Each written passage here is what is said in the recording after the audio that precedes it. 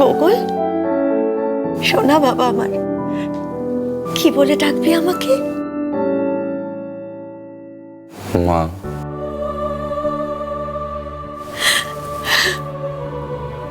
That's like a good boy. Lakshmi ছেলে আমার। আচ্ছা শোন, একটু পরে কিন্তু ফলের রস খেতে হবে, হ্যাঁ? আর তারপরে আমরা দুজনে মিলে বাগানে গিয়ে হাঁটবো, কেমন? না, আমি হাঁটতে পারবো না, আমার পায়ে ব্যথা করবে। কিচ্ছু হবে না বাবা, হাঁটতে হাঁটতে পায়ে ব্যথা সেরে যাবে। আমি আছি তো, মা আছে তো, তুমি মায়ের হাত ধরে ধরে হাঁটবে। দেখো, হাঁটা চলা তো তোমাকে এবার একটু একটু করে শুরু করতে হবে, স্বাভাবিক জীবনে ফিরতে হবে। তুমি আগের থেকে অনেকটা ভালো, অনেকটা ইমপ্রুভ করে গেছো। এবার একটু নিজের পায়ে দাঁড়িয়ে হাঁটা চলা করলে তবে না আস্তে আস্তে পুরোপুরি সুস্থ হবে। আর অদিতি, তোমাকে একটা কথা বলছি, দেখো, আমার সব কথার অমান্য তুমি করো না। আমি তোমার যদি 99টা কথা শুনি, আমার একটা কথা তোমায় শুনতে হবে এবং রাখতে হবে। সেটা হচ্ছে যে তুমি তো ওই নার্সকে বাড়ি থেকে তাড়িয়ে দিলে। আমি কিন্তু আগামীকাল আরেকটি মেয়েকে, মানে আরেকজন নার্স নিয়ে আসবো, নতুন নার্স। দেখো, তোমার তো বয়স হচ্ছে অদিতি, তুমি একা যদি সারাদিন ওর দেখাশোনা করো, তুমি তো নিজে অসুস্থ হয়ে পড়বে। তোমার শরীরের দিকটাও তো দেখতে হবে নাকি? তুমি কোনো চিন্তা করো না, নতুন যে মেয়েটি আসবে ও খুব ভালো, ও তুমি সবটা করবে, ও একটু তোমায় হাতে হাতে সাহায্য করে দেবে, বুঝতে পারলে? এই শোনো, বলছি ওই কম বয়সী মেয়ে কিন্তু এনো না, বুঝেছো? মানে? মানে দেখো, ঘি আর আগুন পাশাপাশি রাখাটা ঠিক নয়। তুমি বরং একজন বয়স্ক দেখে কাউকে নিয়ে এসো, কেমন? এই দেখো, আরে তুমি হাসছো কেন? আচ্ছা, আমি তো এবারের গিন্নি, হ্যাঁ? আমাকে তো সব দিকটা মাথায় রাখতে হবে। আর তাছাড়া আমার ছেলের কথাটা তো আমাকে সবার আগে ভাবতে হবে না? আমার ছেলের ভালো মন্দ, আমার ছেলের দিকটা তো সব থেকে আগে আমাকে দেখতে হবে। আমার ছেলের আমি বিয়ে দেব, খুব ধুমধাম করে আমার ছেলের আমি বিয়ে দেব, কিন্তু সেটা এখন নয়। আমার ছেলে আগে ভালো হোক, সুস্থ হয়ে নিজের পায়ে দাঁড়াক, তারপরে আমার ছেলের জন্য আমি নিজে দেখে শুনে একটা বউ নিয়ে আসবো। কি গোকুল, মা তোমার জন্য দেখে শুনে বউ আনবে তো? বউ? হ্যাঁ, বউ। এই দেখো, বোকা ছেলে, এরকম লজ্জা পাওয়ার কি আছে? মায়ের কাছে ছেলের লজ্জা কি? কিন্তু আমি কোথা থেকে এসেছি? আমার বাড়ি কোথায় ছিল? আমার কারা ছিল? শোনো, তোমাকে জোর করে কিচ্ছু মনে করতে হবে না, সব ধীরে ধীরে মনে পড়বে, হ্যাঁ? দেখো, আমি আরেকবার তোমাকে সমস্তটা বলি। তোমার একটা মারাত্মক অ্যাক্সিডেন্ট হয়েছিল, তোমার ব্রেনে একটা মেজর ইনজুরি হয়। আমি তোমাকে খুঁজে পাই, আমি নিজের হসপিটালে এনে তোমার ট্রিটমেন্ট করি। মেজর অপারেশনের মাধ্যমে তোমাকে সুস্থ করা হয়, তোমার জ্ঞান ফেরে। মাঝে অনেকগুলো দিন কেটে গেছে, এর মধ্যে তুমি গ্র্যাজুয়ালি অনেকটা ইমপ্রুভ করেছো। আমার ধারণা তুমি ধীরে ধীরে আর অনেকটা ইমপ্রুভ করবে। ওই ভয়ঙ্কর আঘাতটার ফলেই তুমি তোমার পূর্ববর্তী জীবন এখন ভুলে গিয়েছো। তবে আবারও বলছি তোমাকে, এটা একটা টেম্পোরারি মেমোরি লস, এটা বেশি দিন থাকবে না। তুমি ধীরে ধীরে যতটা সুস্থ হবে, তোমার পুরনো কথা সমস্ত আস্তে আস্তে মনে পড়বে। মস্তিষ্ককে একদম চাপ দেবে না, ধীরে ধীরে সব অটোমেটিক্যালি মনে পড়বে।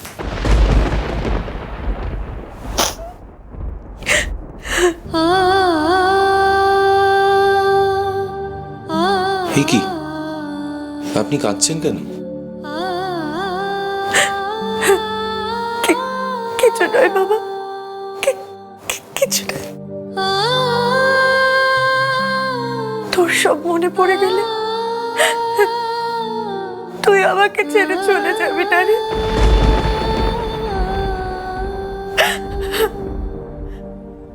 জানিস বাবা, আমার না একদম তোর মতো দেখতে একটা ছেলে ছিল, বহুত তোর মতো দেখতে। সে অ্যাক্সিডেন্টে মারা গেছে।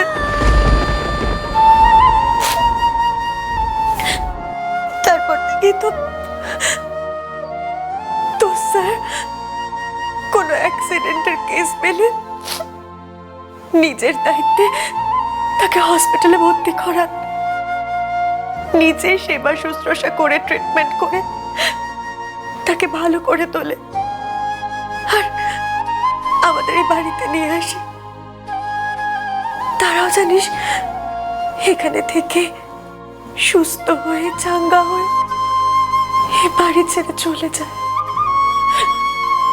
কিন্তু আমি আমি তোকে কোথাও ছেড়ে চলে যেতে দেবো না।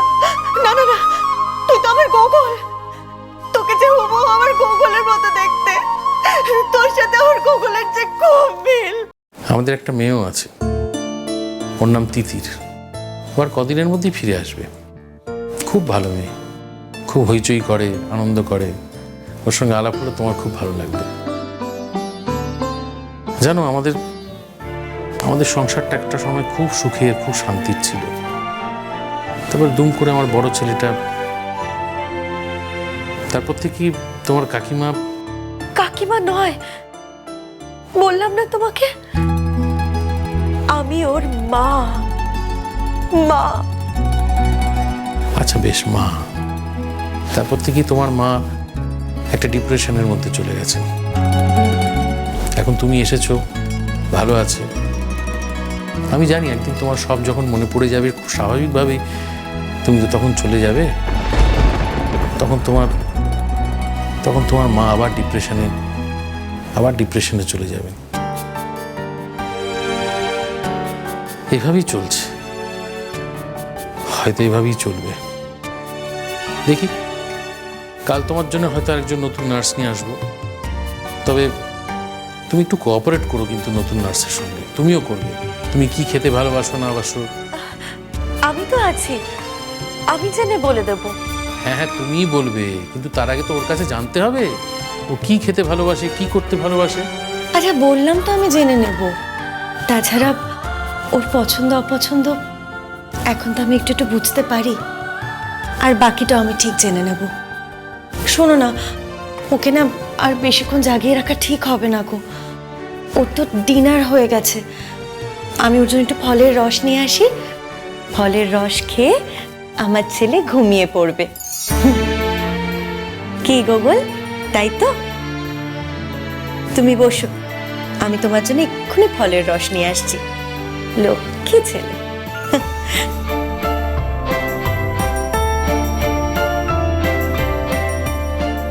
এখন কটা দিন আমার স্ত্রী খুব আনন্দে থাকবে জানো। তাহলে তো ওনার খুব কষ্ট। ভেতরে ভেতরে মেয়েটা শেষ হয়ে যাচ্ছে। এক একজন এই বাড়িতে আসে, আমি যাদের নিয়ে আসি এই বাড়িতে, তখন কটা দিনও ভালো থাকে, তাদের সাথে জড়িয়ে থাকে। তারপর পৃথিবীর নিয়মেই তারা তো এই বাড়ি ছেড়ে চলে যায় একটা দিন। তখন আবার আগের মতো ডিপ্রেশনে। তোমাকে একটা কথা বলি, একটা অনুরোধ করি। এতদিন অবধি যারা এই বাড়িতে এসেছে তারপর চলে গেছে, তাদের প্রত্যেককেই অনুরোধ করেছি যে চলে যাওয়ার পরে যেন আমার সঙ্গে না হলেও অদিতির সঙ্গে একটু যোগাযোগ রাখে। কেউ কথা রাখেনি।